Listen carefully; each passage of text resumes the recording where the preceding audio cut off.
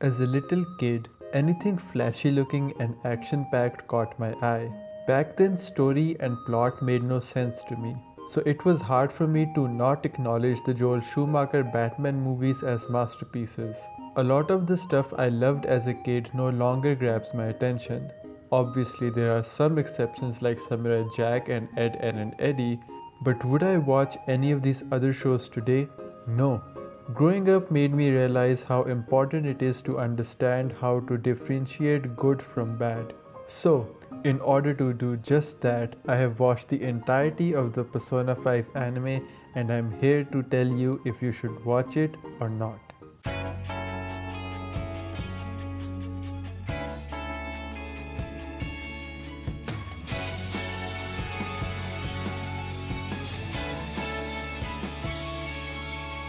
Persona 5 is originally a JRPG video game in which you followed the life and about over 50 deaths of the main character, Akira Kurusu or Ren Amamiya or Harem 249. The story is that the MC had rescued a woman who was being harassed by a drunken old geezer and was falsely accused of attacking him.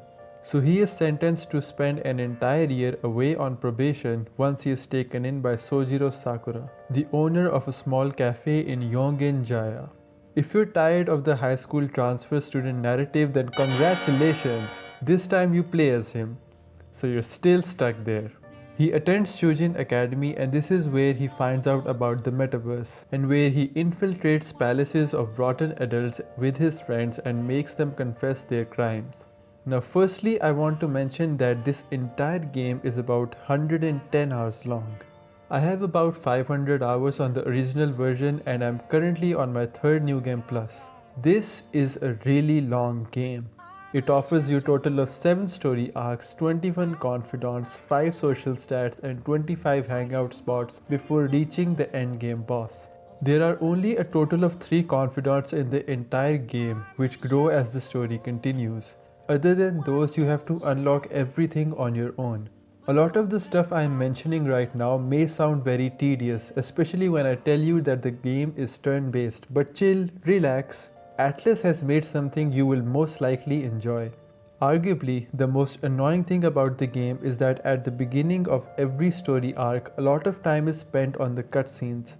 The tutorial is the first entire mission and it takes about 10 hours to finish that. So I can clearly understand why most people wouldn't give it a chance. So here is the cut. The anime of Persona 5 compiles this entire 110 hour long game into 10.4 hours. This 26 episode long anime covers the base story but cuts out majority of the side content like the confidants I mentioned. The central focus becomes 3 confidants which progress alongside the main story while the rest just kind of dwindle around. A lot of people seem to have hated this adaptation and to be very honest, you should as well. Persona 5 is hands down one of the best games I have ever played, so I should be sitting on my couch like a grumpy old man. The Persona 5 anime tries a lot of things, but doesn't particularly do anything well enough to increase the audience's investment. It is a shame that when people decide to not play the game, they get to see this instead of this. The Persona 5 anime is a very mediocre adaptation, but not entirely bad. It's really hard to break this down, but there is a very goofy charm in this anime. The voice actors, for example, had fun while making it. The main character isn't having a lot of dialogues in the game, so it was pretty fun to see Mobux Xander have a blast with the rest of the cast. I'm pretty sure that most of the budget went into bringing in the original voice actors and composers to make new music for the opening and ending sequences. A lot of people really hate the animation, but honestly, I didn't even know what they were mad about until they showed me the first all-out attack. I found out that the in-game cutscenes were animated by Production IG and the anime was done by A1 Pictures in collaboration with Cloverworks. So I do understand some of the gripes, but it's still not entirely bad. There is obviously some effort going into all of it. The weakest part of the entire thing is easily the narrative. Back when I first watched this anime, I became so bored of it by the time the Phantom Thieves had reached the 3rd palace. So I would just put this on to keep myself from falling asleep. But eventually I did start to fall asleep when they reached the endgame boss.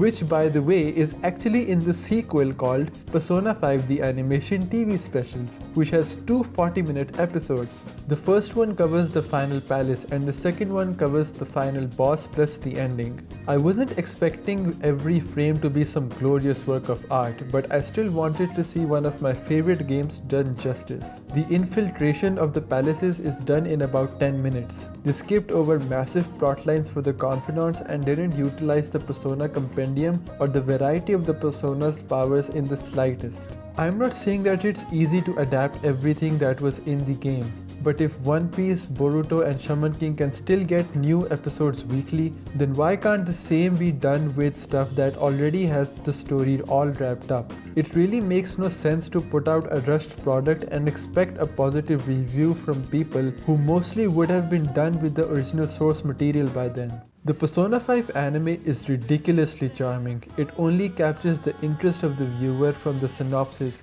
but doesn't have a strong narrative like in the game. I would say that you should probably play the original game at least once before getting into the anime. It's fun to see the interactions between the characters. I do suggest watching the dub for the anime, because they did put a lot of effort there by bringing back the original English voice actors as well. As a huge fan of the game, I would give this anime around a 5 or a 6 out of 10, but the English dub will probably take it to an 8.